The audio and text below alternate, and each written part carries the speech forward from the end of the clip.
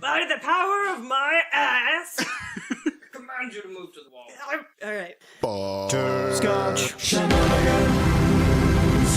Hey everybody, welcome to episode 56 of Coffee with Butterscotch, the game dev comedy podcast, Butterscotch Shenanigans. I'm Seth, and I'm the games programmer. I'm Sam, and I make pictures. I'm Carol Mertz, and I am the nerd herder.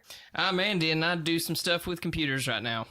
And today is July 19th, 2016. Before we get started, we have a warning. Anything could happen on this show. There will be profanity, definitely, and probably some other stuff, too. So this show should not be listened to by children or youngsters. I just want to point out that, so Andy is one of our new guys on the team. Welcome, Andy. Welcome. Everyone. And I just want to point out, while you say you've been doing computer stuff, you brought in a big piece of cardboard today that you've been doing stuff with. It's cardboard and tape. Yeah, it is. And it's also a video game cabinet, like an arcade type It's thing. so cool. So we were talking about ways that we can make our convention experiences more interesting, and we were just spitballing and throwing around this idea that, hey, we could have little tiny arcade cabinets for our tablets. Mm-hmm. And Andy's like, I can do that. And then 30 minutes later, he posted a picture of a quote prototype, which is basically a finished product of a cardboard arcade cabinet that can pop open and have a NVIDIA Shield tablet mounted inside. And it folds flat. Yeah, we were like, it's gonna have to pack. He's like, that's fine. How did you do it? I just drew it on the paper, and then I made it happen. This is my process. So some kind of voodoo witchcraft blend. Papercraft. Yes, Yeah. that's So exactly. Andy's a bit of a handyman. So what else, Andy. Andy? Well, So tell everybody where you're from and kind of what What your are you story doing is. here? What are you even here for? Why aren't you in your training dungeon? And where's Adam and what have you done with him? Yeah.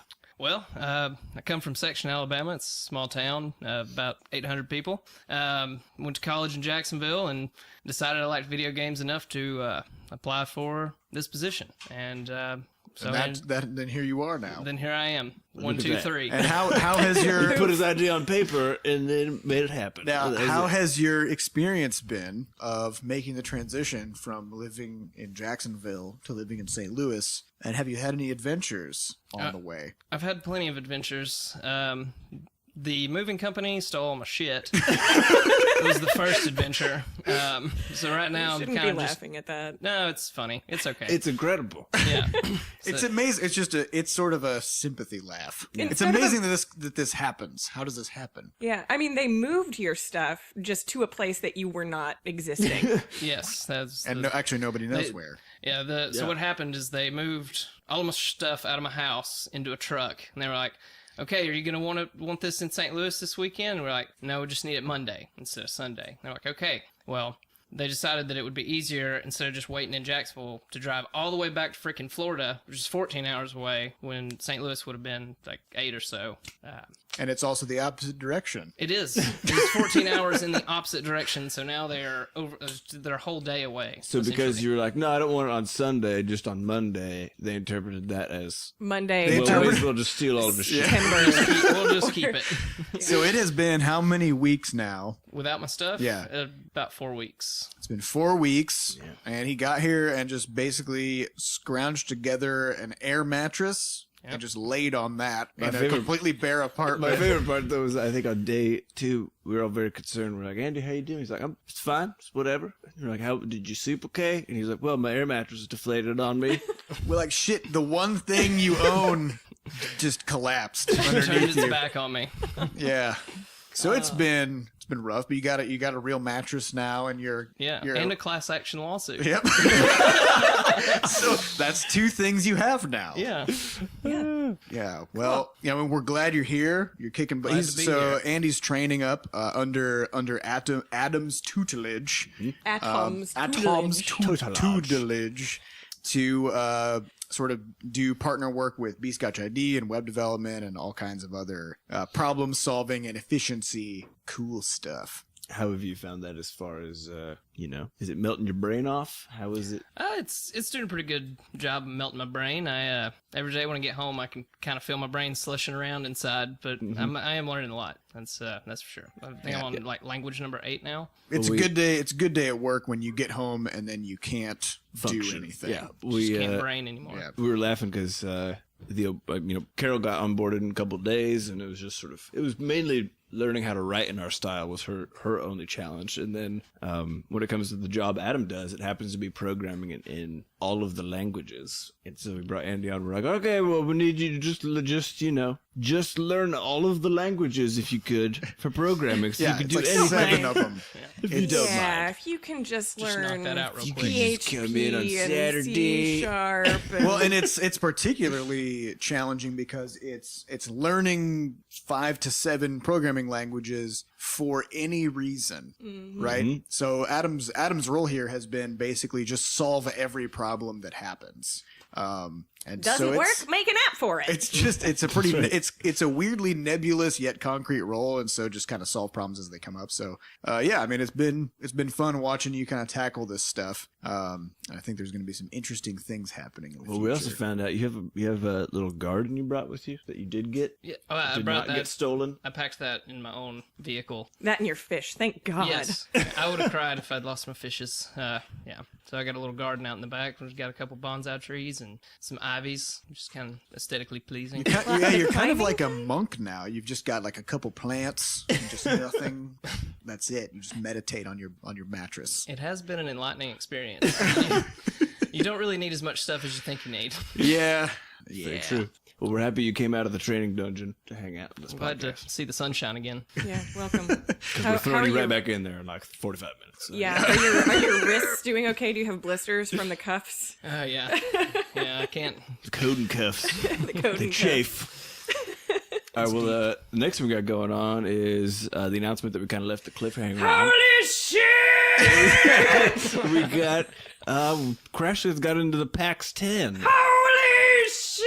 I'm sorry. Which So, Carol, is this a big deal, or what's This is a you huge seem- deal. Enthused. I'm detecting. It's palpable. So what's the deal with PAX 10? Because you told us to apply for it months before you actually worked here. And so I just did because you told me to. And then we got it, surprisingly. And then you were very excited and all of us were confused. So can you tell us exactly what PAX 10 is? So PAX, for those who are unfamiliar, is the Penny Arcade Expo that is hosted and thrown by the guys who write Penny Arcade, which is the webcomic about games.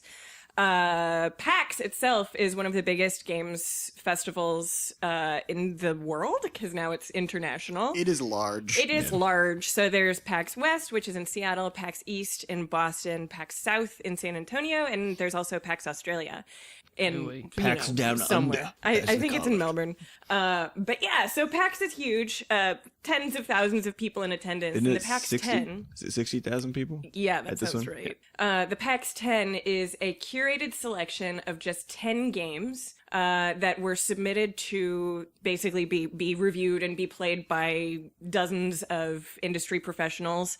And they basically decide what is the most fun game of the year and they showcase it. So they pick 10. The 10 most fun games that they think that their attendees will appreciate most. And Crashland's made it!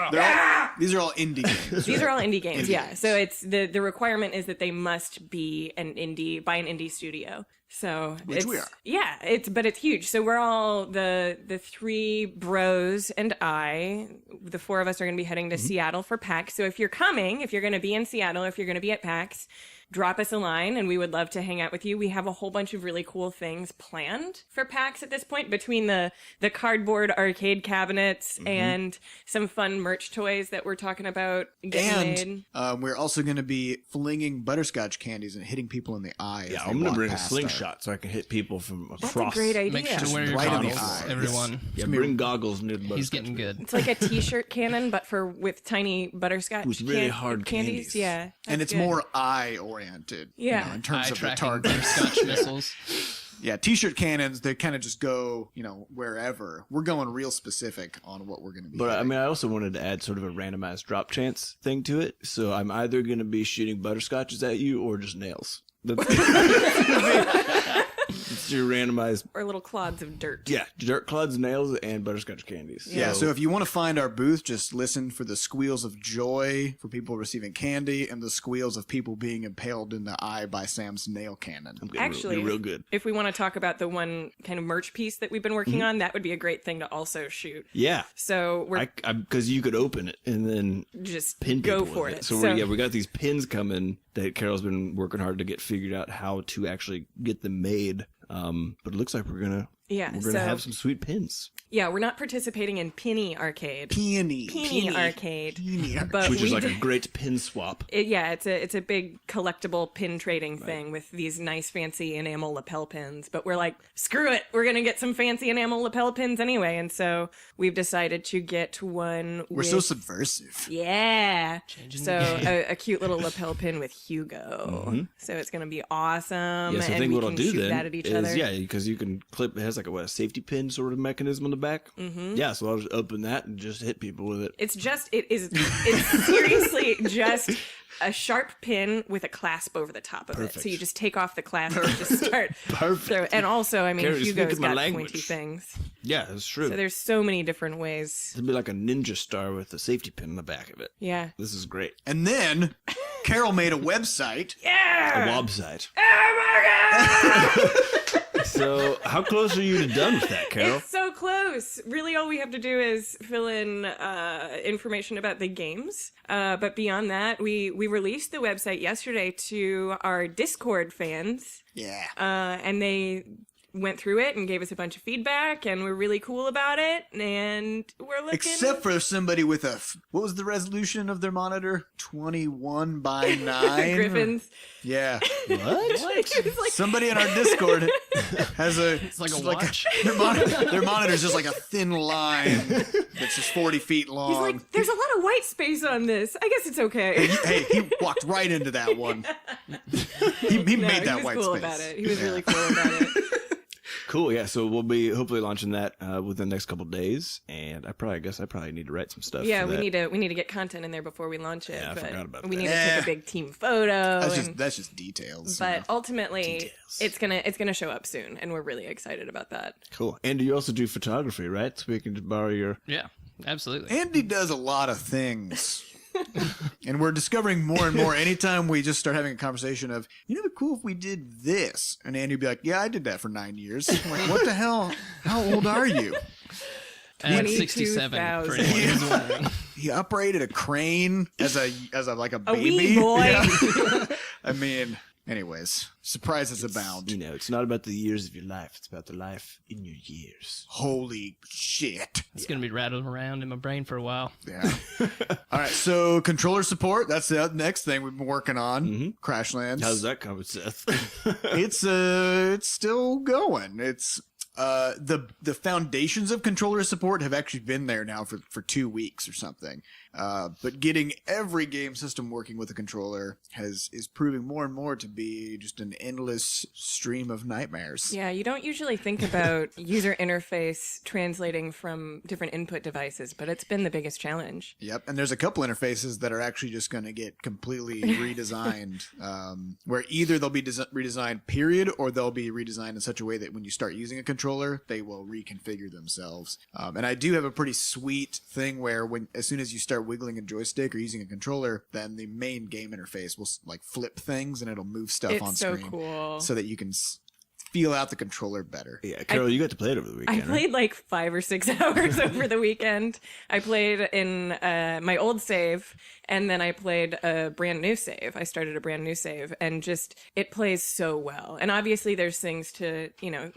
tweak and stuff before it's ready to put out into the world. But I was just so happy with how natural it felt and how good combat felt, and it really, really translates well. That's good to hear. Yeah, no, I was so happy with it. The only time I used the mouse and keyboard was when it you was the could, when you had interfaces. to. Yeah, when it was the Yeah. interfaces that hadn't been translated yet. So it was such an exciting experience for me Yes! because I wanted the controller initially. I was one of those jerks who was like, "What do you mean I have to use a mouse and keyboard?" Yeah. Well, turns Well, out, we were You probably wrong were a about jerk that. at the time, but now in retrospect, I was the jerk. We were the jerks. We were both jerks, Seth. Let's just we have to reconcile. This is just great. So everybody's making up. It's just nice. We made a lot of strides today, you guys. I think We we also- just end the podcast there. We also have something super cool coming up, which has been a semi-secret for a few weeks here. Yeah, it was one of my first. One of Carol's first gigs here was to figure out how to get a Crashlands comic made. Yeah. Because again, we want to turn all of our stuff into more than just the games that come out. And so we found a guy from St. Louis, Benjamin Sawyer, who I think you knew before, right? Yeah, I'd met him I knew his nephew through the game scene. His nephew's actually a game reviewer. And so I met Ben Sawyer because he was suggested that I meet up with him at an anime festival here in St. Louis when we were demoing at my previous studio, and discovered that he had worked on art for the FTL comic and one of their, I think they had an animated short or a trailer or something that he did art for. And so I was like, oh my God, this guy's so good and I want to work with him on a game project. And so when I saw one of the first projects that y'all wanted me to look into was a comic for Crashlands, I was like, oh, this guy. This guy would be Carol's so good always for like, this. I know someone. Yep, I know somebody.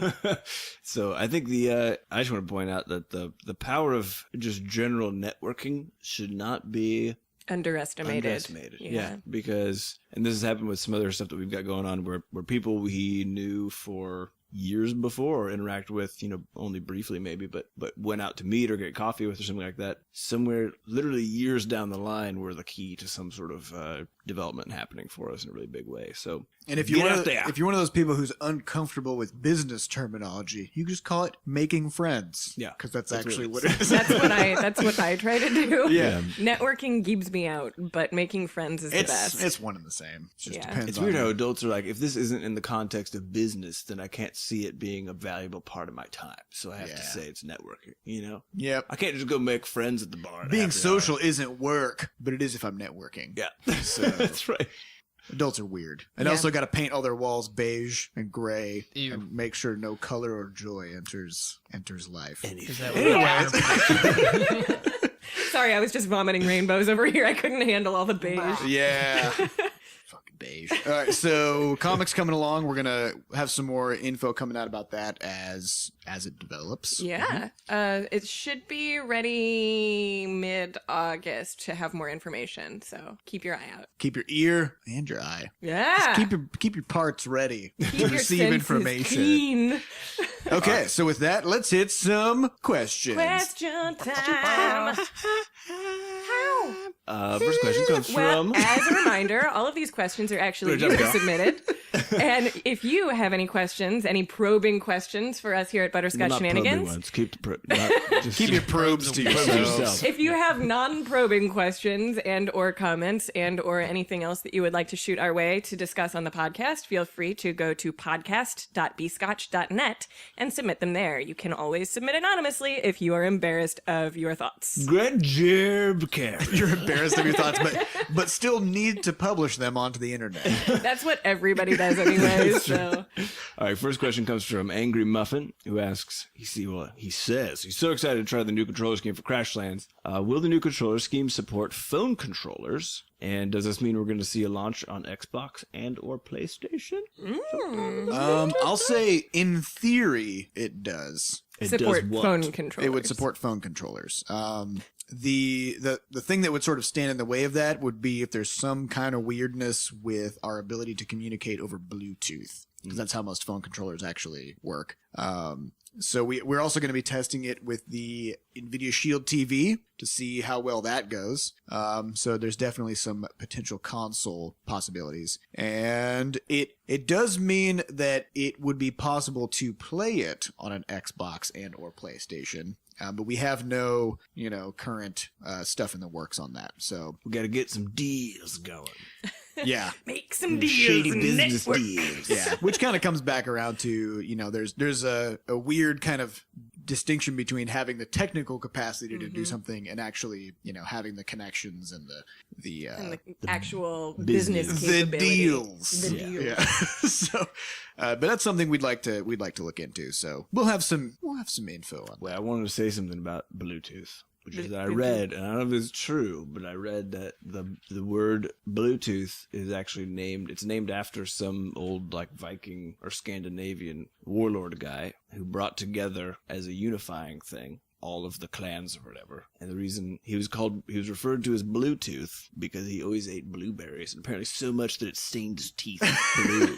I always wondered about that because Bluetooth has one of the coolest names of any just basic technology. And apparently the logo is just his runic symbol. Oh, weird. How Do blueberries really stain your teeth? I was like, inside how they're many- green, aren't they? No, Maybe he they're just deep always- blue. They're a deep blue on the inside. What, really? Or at least like Blueberries? purple. Yeah, it's like a blue purple. They're real deep. Oh, yeah. Yeah, Because I'm but- thinking of blueberry What do you- compote now. It's Yeah, very you don't want to spill them on the carpet. I'm thinking of, because I like them tart, so I usually like them sort of raw. Mm-hmm. He might have just been really good at personal branding, because so this is something that when Adam used to work at his lab, he used Boomerang for Gmail to make sure that anytime he responded to emails, they would go out at random times between 10 p.m. and 6 a.m. You're revealing all of his secrets. And then he would be the first one in the lab by 5 minutes, and then he would just leave 5 minutes after everybody else.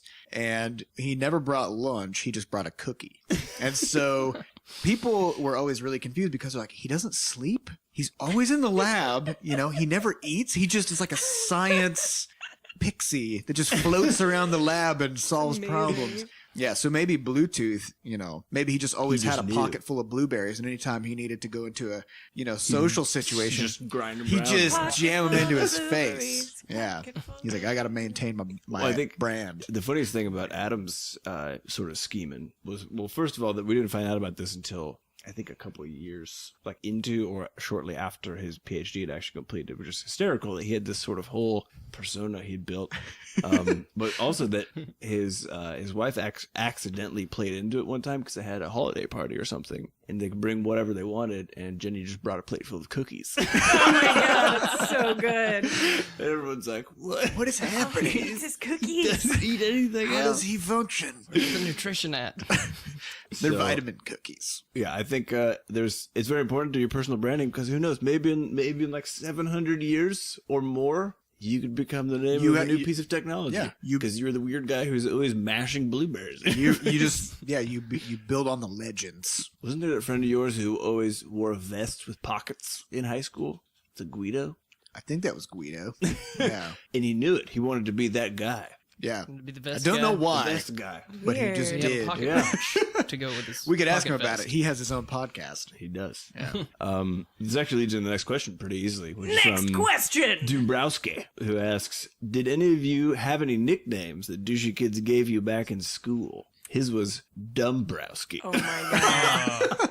So it wasn't a dumb kid, but it was a math teacher who I math thought was teacher gave you a really nickname? cute. And so it was even more painful because I had a crush on this 6th grade math techer when I was then you got 11-year-old crushed. Carol, and he would call me in class, Big Old Barrel of Carol.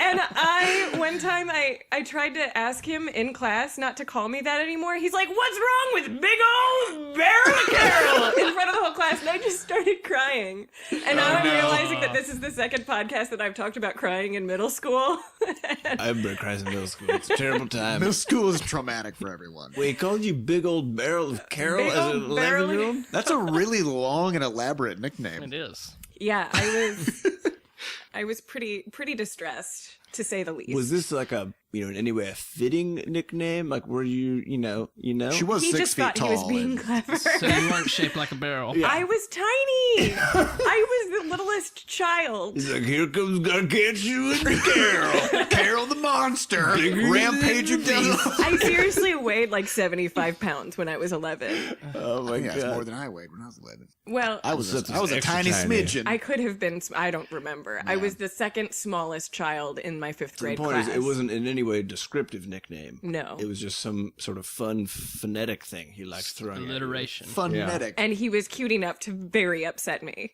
Big Barrel of Carol. But you, Seth, what you got? No, I didn't. I didn't really have any nicknames. No. Seth? Just people called me Seth, and that was it. I didn't really have any douche run-ins or anything like that. Yeah, you somehow managed to skate around. I was like Carol. I was super tiny for most of my youth, and so I learned how to deflect and diffuse situations by just turning everything into a joke as I grew up. Comedy is a weapon. So, I like it. Yeah, and so anytime somebody would start kind of giving me sass about something, I would just start making them laugh about something else, and then It's a good approach. yeah, and then they would welcome me into their circle of douches, and then I would be like, I'm good, but good. thanks. That sounds really kind of vinegary. Circle of depends on your brand, maybe, but yeah, I didn't partake. That sounds like so I wouldn't maybe that's know. a good name for this podcast. Circle of Douches. I'm writing that down. Gross. All right, Andy, what happened to you in middle school? How was it? Well, this was in high school, and I had decided to go to tech school. I wanted to learn about electrician work, and the first day, I sat down next to these douches. You're like that right there. I'm gonna sit by the douches. Well, it was, there's only like 4 seats, and 2 of them had broken everything, so, Wasn't a choice. It wasn't much choice. So I sat down, and this guy, his name was Sully, just Sully. like he the one rockets named over Mike? towards me, and he's like over my desk, and he's like, you look like my buddy Cricket. I'm gonna call you Cricket now, and it stuck so hard. I was Cricket for the rest of high school. Oh no. No. Yeah, it wasn't bad. That's I not didn't a mind terrible it. nickname. It became a brand. So now, like when I go and visit some of my friends, it's just like people I don't even know hanging out there at the tech school. Oh, Just like, Cricket's here. "Oh, Cricket. Can What's we up, call you Cricket?" Cricket? Yeah, that's fine. All right. I'm not doing it. I'm not gonna do it.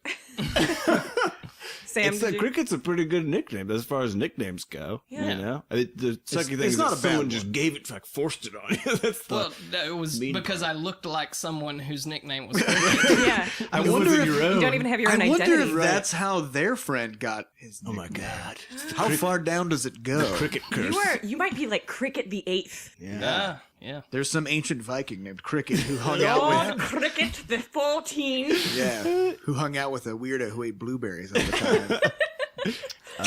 So I didn't have any nicknames that stuck, by anything. But I remember this one particularly traumatizing day in school on the bus ride home. The thing is, the I bus. usually had the same sort of technique as Seth did, where I could just deflect everything and it was fine. So then people didn't attack me or anything. Well liked. I wasn't like mean to anybody. It was fine. But this one day, for no reason, I was walking. The bus pulls up to get home, and I stand up to get out. And just for the record, I'm gonna say, my ass is not flabby. Before I go into this. Well, okay. Now that's Here's what happens. Foreshadowing. I get up to get off the bus, and the guys I was hanging out with, who I thought were my friends, one of them's like, flabby butt! Of course, he's a bunch of like 12-year-olds or something. And I don't think he realized what he did, but he essentially just nicknamed me at that moment for...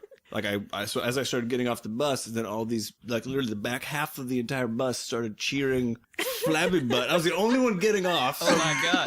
It was just terrible. It was like this weird walk of shame thing. And I was so annoyed because I was like, my butt's not even flabby. I don't know what, it's the same barrel of Carol thing. Like, Right. You're not shaped like a barrel. Why are we calling you Carol? Same situation. Horrible. So I get off the bus and I'm just being so infuriated. And then everybody forgot about it, of course. But you did. Like, it didn't stick, but I remember. I remembered everything. I forgive, but I do Wow. not forget. So yeah, flabby butt. Yeah, I had plenty of bus Flabby butt. run-ins. barrel. We used to live miles outside of town, in a small town, and so we would have a good 30 to 45-minute bus ride every day. And sometimes it was just, the yellow tube of disasters where just horrible social interactions would happen. Well, Seth also used to have a bit of a rage problem, truth be told. What is that? What are you talking about? You're saying to me right now. Well, so yeah, because apparently it runs in our our mom's side of the family is having a bit of a rage or a big bad temper. Yeah, you want me to whip out a story on this? The bus story. All right. So here's the story. And I still assert that I was in the right on this, You claim your innocence. Keep claiming especially it. since I was like 8. Okay. So long bus ride. I'm tired because it's 6:30 in the morning and I'm 8. So I'm in the back of the bus and I'm just kind of sleeping in the seat on the way to school. and there's this girl on the bus, and she's the same age as me. And she sees that I'm sleeping, and so she thinks it would be hilarious if she reaches over into my seat and uses her nails to scratch the seat to make a whole bunch of noise to wake me up. So she woke me up. The old seat scratch. Yeah, she woke me up, and Classic. I was just kind of like, "What do you? Like, stop that! I'm trying to sleep." So I fell back to sleep. Quit this nonsense, And child. then, and then she waits until I'm about to fall asleep again, and then she does it again. Ooh. And I just looked at her and I said, I was very calm about it. I just said, if you do this again, I'm going to kick you. and Fair warning. and I thought it was pretty reasonable. And then I went back to sleep, and she did it again. And then I kicked her in the shin. And then I went to the principal's office and got sent home from school for the day. For another 45-minute bus ride. Yeah.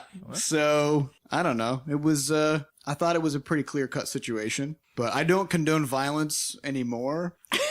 But as an 8-year-old, I can only do so much damage with a kick. Well, So and I think, I don't know if we've discussed this on the podcast, but children are typically psychopaths up until a certain point when they start to understand repercussions. yeah, they take a lot of joy in the suffering of others. Yeah.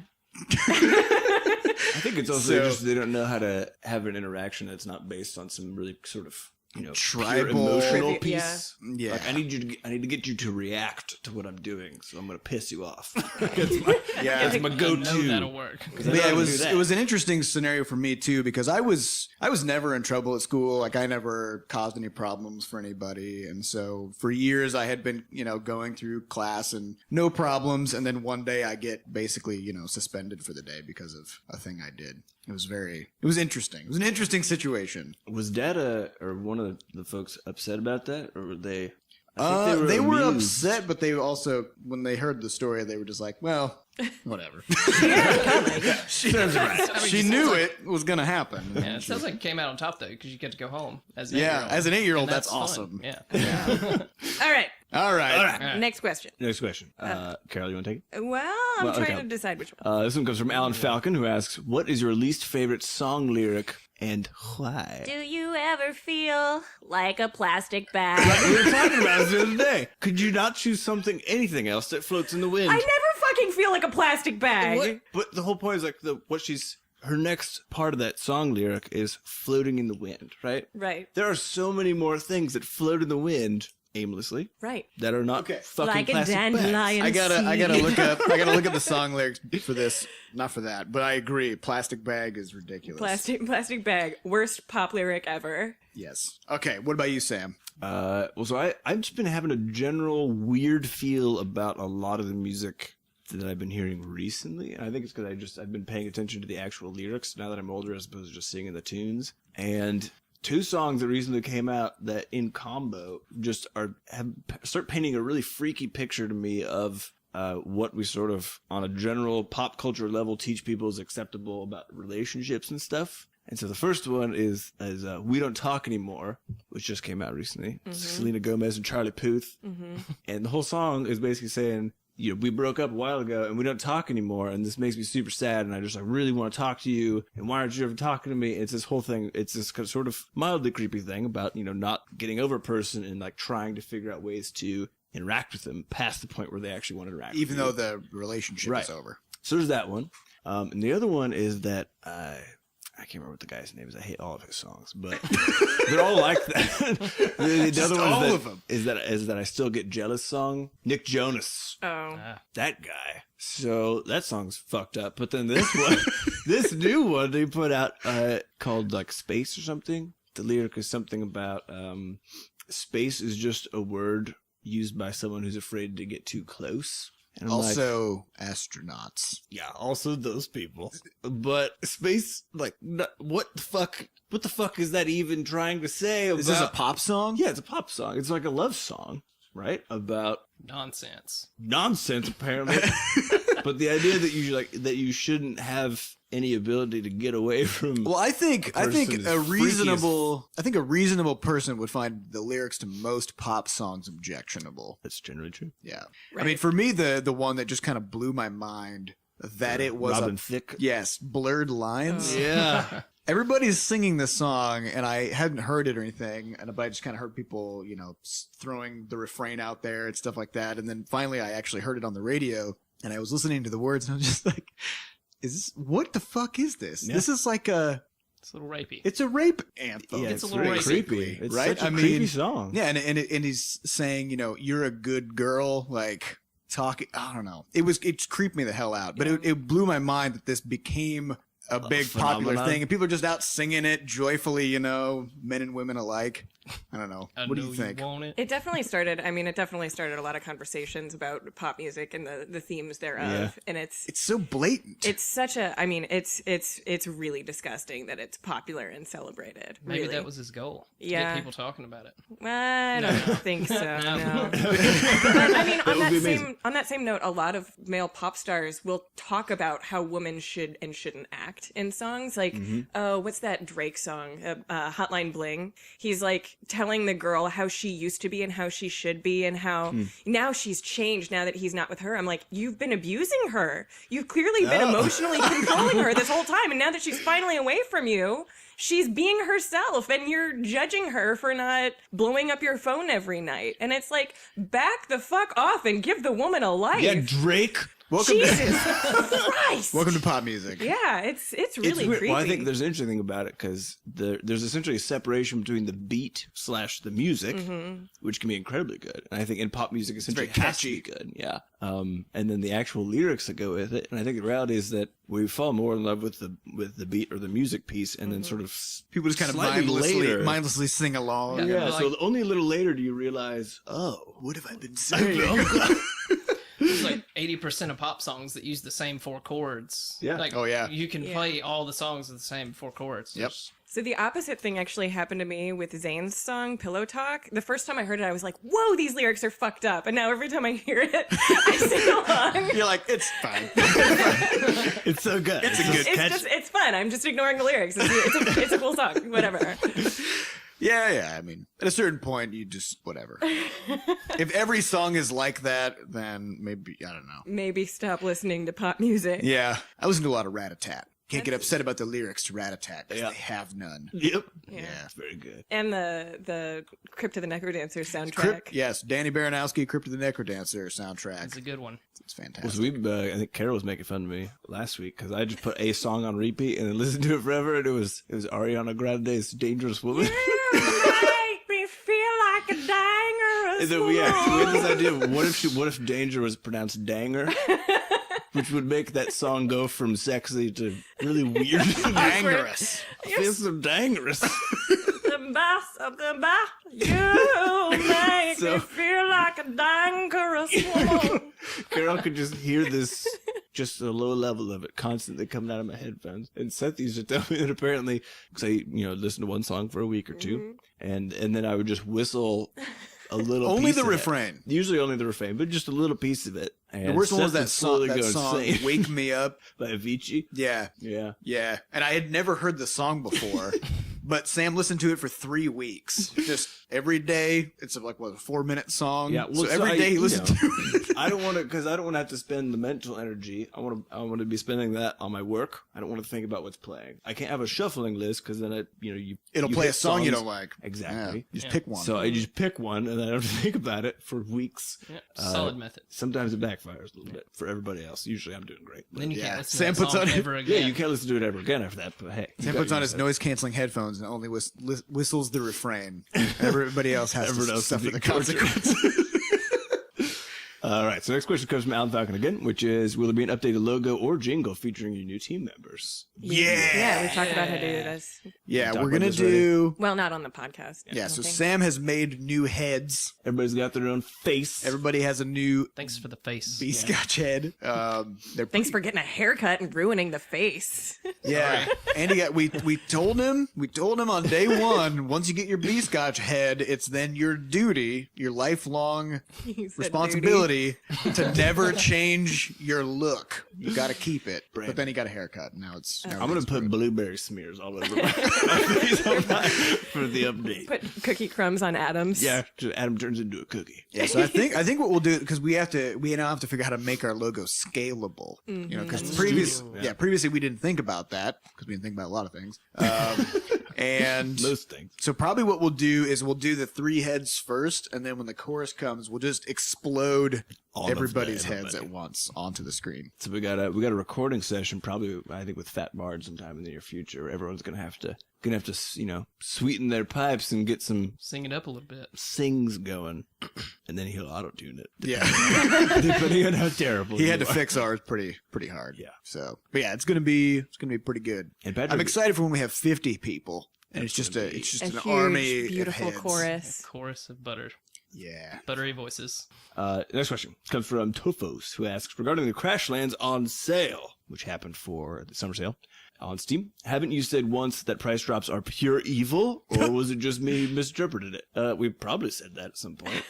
We say a lot of things and then change our minds, but I don't know if we ever said that price drops by themselves are pure evil. I think we've said bundles are pretty much Bundles are bad They can. I mean, I wouldn't blanket statement that bundles Sorry. are bad. in some contexts. Cable company bundles are definitely bad. cable company bundles are terrible. But yeah, yeah, absolutely. don't get those. You're not saving money, guys. Don't do it. Do you need a landline? No. No, that's not a The thing that answer is people use always anymore.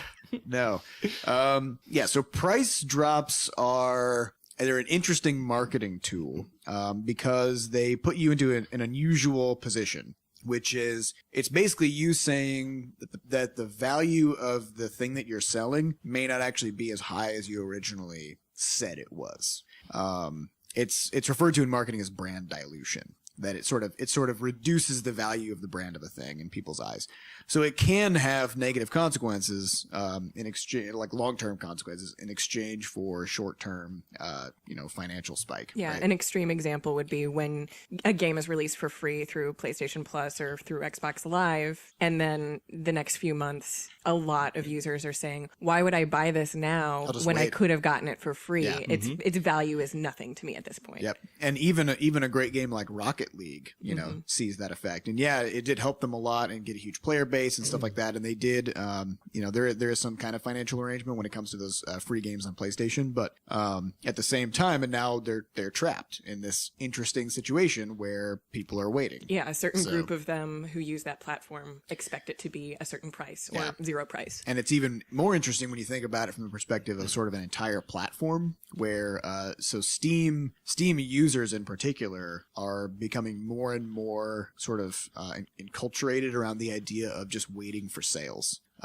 Where buying things at full price is just not something that a lot of Steam users will ever consider doing now because games go on sale so often on Steam and at such steep discounts, especially in, the summer sale and the winter sale and stuff like that. So, it puts developers into kind of a crappy position where people just will refuse to buy the thing at the value that the developer thinks it's worth, and people will just sit for years and wait until it goes down by $3. you Well, know? the interesting thing about that, though, I think there's also a nice point about how the platforms work, though, which is that we have the ability to, via wish listing on Steam in particular, and this is not true on mobile. I don't think there's any wish listing. On Google Play, there's a wish list, but it's pretty hard to find, actually. So it's not a big and I don't thing. think we have access to that either. No. So on Steam, it's different, where if you wish list a game, you're essentially saying, at some point, for some amount of money, I would buy this. And so Steam makes sure that as a developer, when you actually put your game on sale, they send out an email on your behalf to everybody who has your game on their wish list, and they say, hey, such and such game is X% off. Yeah, it's usually an item on your wish list is on Right. sale so that they get you to click through. And so the interesting thing about that is that there's a totally different edge of it too. So yes, on the one side,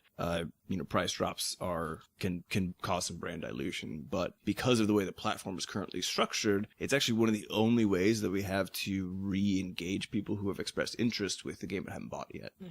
There is no way for us to say with an update to the game where we say, hey, we've added a bunch of stuff, or hey, the creator's done, or whatever. We can't send a note to all the people who have the game wishlisted, who maybe that would tip the scales in terms of them being like, oh, I would pay $15 for this now. Yeah, the only other way to get in touch would be to have a big enough update like the creator, and we're getting in touch with press and getting those press beats again. But even then, having people who doesn't have go said, straight to their inbox, It doesn't which go is straight so powerful. straight to the inbox of people who have said, I want this at some point. Right. So it's interesting to me because I think the true nature of the sort of sales mentality on Steam in particular is really grown out of the fact that we have all these wish listers, up to something, anybody, depending on the game, you'll have anywhere from, a couple thousand to hundreds of thousands of people who have said, I want to buy this at some point. But the only way for you to reach out directly to them is to actually put the game on sale. The only way, I'm pretty sure. It is the only way. Yeah. So That's our communication tool. Yeah. So it actually, to me, it actually works. It's a weird sort of communication tool where it says, okay, because I think we have after our last, and every time you go on sale, then you actually get more wish listers on there who are like, okay, well it's $12 or whatever now.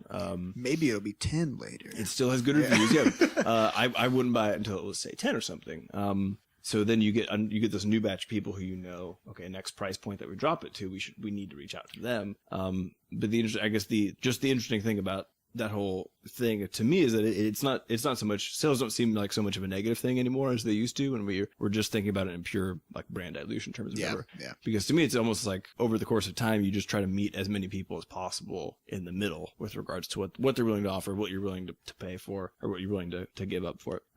It just so happens, unfortunately, that the only tool by which we can talk to those people is literally by putting the game on sale. We actually had a really funny sort of moment of realization where as we put Crash Ins on sale for the Steam Summer Sale at 20% off, which came out to $3 off. And that was 6 months after launch. And so we actually crunched it out in terms of what your daily savings were. If you didn't buy it on launch day and instead waited 6 months to get a $3 discount, it was like 0.01 cents per day or something. And we tweeted that. We were very... Yeah, or 1 cent per day or something. So it really isn't about the savings. It's just about the principle of not buying something at full price. Yeah, it's a psychology for sure. Yeah. Yeah, so I think so. I mean, we've also been fiddling with that. We had expressed that idea of maybe not going below a third price, which we had seen Shovel Knight. They have a strong stance against that because of this whole idea of brand dilution. But then we read the most recent Steam Spy article about his sort of huge analysis of all the Steam sale stuff, where they saw that actually the best place to essentially stop your discounts in a sense is around 50 or 60%, because that's where you suddenly get a way high volume Percent off or percent off. Okay. Yeah, because you get a way high volume of users from that. There's still some price involved there, but above that point, you're essentially treading water because the price discount's so steep that the number of people who are buying it just can't even make up, as far as sales go. Yeah, well, I always find it interesting when I see a game that was originally maybe $20 or $30 at launch, and then a few years down the road, you'll see it all of a sudden pop up at $2 or something like that. Whenever I see that, I always make a mental note to come back and buy it when it's up a little bit higher, because I just feel like that's just way too damn low. Like, it feels bad to pay $2 for a game that that people spent that much time working on. And yeah, You've got a heart of gold, Seth. I do. I just do. All right. Next question comes from Spud Shamer, who's been That's a doing good weird name. things to potatoes. Ooh. Who asks, what were Starchiness. some of your favorite games growing up and currently, and what have been some of your inspirations for your work? Anybody want to take a crack at it? I liked Populous. Oh, we need to make a god game. Populous. my charger. Populous. Sam's legs fell asleep and his battery's dying, so he's strutting away. Yeah, Populous was a god game sort of by Bullfrog Studios, which I think was somehow associated with Peter Molyneux. Do you remember That Sam? wouldn't surprise me if it's a god game. That's his thing. That's his thing. And in it, you played as, you were sort of a shamanistic leader of a tribe of indigenous people who would sort of worship and do stuff to grant powers to you, and you had to conquer other tribes, and you jumped from planet to planet and eventually took over the entire solar system. It's super fun, and it had a lot of interesting terrain sculpting mechanics where you could sink people's bases into the sea, and you could raise volcanoes, and it would actually change the shape of the terrain, and when the terrain changed, it would destroy buildings and stuff like that. Or if there was a little character walking and you created a mountain there, then the terrain would become impassable, and they would just fall backwards and roll down the hill and they couldn't get through. Yeah, so you could do all kinds of cool spells to change the play area, which is something I haven't really seen in very many strategy games. I'm actually honestly surprised that someone hasn't done to me, it's kind of like Stardew Valley with Harvest Moon. I feel like if someone did a Populous remake, yeah, and it was even cooler because cool. every campaign or every level was actually a planet, and it was just a really small planet, and so the game world wrapped around completely, right? So instead of having a square map that the gameplay session is taking place in, the left is the right and the right is the left, so you could approach coming at the opponent from any conceivable direction, which was kind of cool. Really Yeah, neat. super fun game. Andy, what did you grow up playing? I played Super Mario World 3 with my sister. Oh, hell I was yeah. Luigi. Is that the one where you become a raccoon? Yeah. Yeah, that is. The Tanuki Yeah, we suit? played the crap out of it. Yes. Yeah, it was good. As far as recently, I'd have to say Battlefield 4 is my favorite at the moment. Yeah. What is that on? Is that on PS4. PS4? Yeah. Cool. I grew up playing, I was a Nintendo kid, and so yeah. I played Super Mario RPG was probably my favorite game as a kid. That was some good stuff. Played a lot of Pokemon, played a lot of Harvest Moon, which is why I loved Stardew Valley so much. Currently, stuff that inspires me and that I like to play, I'm an indie, like a narrative indie player, so I was super into Stardew Valley, like I said. I really am inspired by a lot of Nina Freeman's work, so I really enjoyed Sybil. I loved, oh my gosh, Kentucky Route Zero, which they just announced yeah, I today. saw that. The new chapter's out, and so I can't wait to get home and play that. How about Firewatch? Firewatch, I loved. Shut your mouth, because I loved it. I haven't played it yet. I have no opinion. Basically, any game that a lot of people like to argue its game worthiness, I'm into. I'm so into, because I love games that really push what the genre can be, and that tell really good stories, and that have really beautiful. You just a lot of thought behind it. Game worthiness is an interesting word because it implies that something only has worth if it's a game. Right. Whoa. Yeah. Yeah. But anyways, what's your favorite sound? Anyways, let's just walk away from that flaming dumpster of conversation piece. So I think one of my favorite games from growing up was playing Diablo 2, probably. And I know that my freshman year of school, I had a little Asus netbook when those were a thing. Well, EPC. EPC. And I didn't have a mouse at the time, but during psych class, which was like a 300-person class, intro to psych, I would just play Diablo 2 during that entire seminar. And I got a level 74 Zoomancer, I think, out of it. And also What the hell is a Zoomancer? It's a necromancer who just raises tons and tons of skeletons. So you have just this army of beasts running around. That's cool. But the best part about it was that my left click button broke from from playing that too game much so Diablo. So I played a lot of Diablo, and then in more recent years, it's been League of Legends, which I played a lot with my friends when I was sick, and then beyond that, I think Binding of Isaac and Super Meat Boy were hugely interesting to me. I think just because I played them right around the time where I made my first game, and so it was all kind of. They're pretty actiony and Freaking They're love actually Super they're Meat pretty Boy. simple as far as general mechanics, but then go real deep with their gameplay. And I think because of the timing of that, seeing that both the art being what looked like a simple art style and the gameplay being this really focused and tight thing, and then making my first game, it all sort of bound together to give me this feeling like, oh, I could just go and we did get a do lot this of thing. comments when we first got started of people being like, the art kind of reminds me of Super Meat Boy. yeah. Now it reminds people of Behemoth. Yeah. So who knows what it reminded them of next? Maybe Butterscotch. Well, I actually remember the first time I ever saw a Butterscotch game was at the 2013 Global Game Jam. It was the I Know CPR, I think. Oh yeah. And That I was like, holy crap, this is like, they're like the new Behemoth. And See, we didn't even know We didn't who know Behemoth Behemoth was. We didn't know any of their games at that time. yeah. So yeah. I loved Behemoth games in college. I was such a Castle Crashers nerd.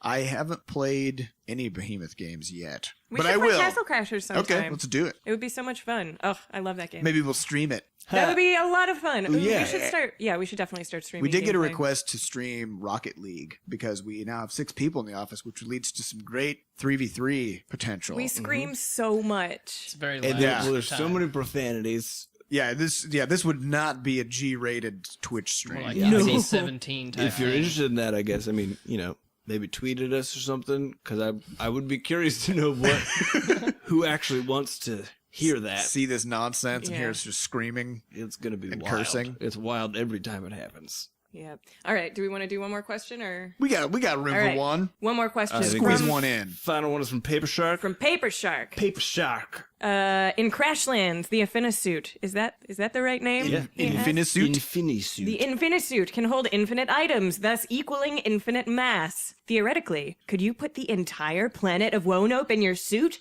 And if you could, couldn't you put the whole of the universe in your suit? Okay, so let me just say, this is a common misconception about the Actually, Infinisuit. Okay, here's the Also, real get deal. your fingers away from the whole of the universe. Can I just Yeah, don't put your finger in there. Leave the universe just alone. quit touching that? Here's what. So remember, the Infinisuit is made by the Bureau of Shipping. Okay, so they specialize in shipping and storage of various items. The Infinisuit actually just has basically a pocket with a wormhole that leads to a giant warehouse over in somewhere where the Bureau of Shipping operates. So it's kind of like just having a warehouse in your pocket, and that's basically it. But if so, that's the case, couldn't the Bureau of Shipping just have put a rocket ship in there, and then Flux could have just pulled a rocket ship out of her pocket and flown off the planet, Seth? nope, no, because of the warp, because of the sort of space-time ripples that are created by the warp drive of a rocket, it simply cannot pass through a wormhole. Even when the rocket's makes not sense. operating. Yeah. also, how would you fit that in the pocket? Yeah, how do you get stuff out of the pocket? Or how do It's you get very stuff elastic. in the pocket? Ooh. Dilating Flux just pocket. kind of like Saw a video like that in middle school. yeah. So in practical terms, Flux just reaches into the pocket and just feels around in that warehouse until she finds what she needs. Until somebody pulls hands it out. to her. We had to kind of streamline that process for Crashlands. We did have a full mini game where it would just show the warehouse of all your items, and your hand would emerge from a hole in space time, and then you had to. It would take sometimes up to 3 or 4 hours to find the item you needed. Oh my god, can we make an actual minigame, like a free-to-play minigame Infinisuit for that? warehouse simulator. Yeah. Yeah, it turned out to be it just interrupted the action a little bit too much when every time you opened your bag you had to wait 4 hours. so we cut that part out. Yeah, and you can't put the whole of the universe in it. Nope. Just enough That- stuff to fit in a warehouse. Yeah, that won't fit in a warehouse. Yeah. It's a would pretty need a- good sized warehouse. They would though. need a bigger warehouse. Yeah.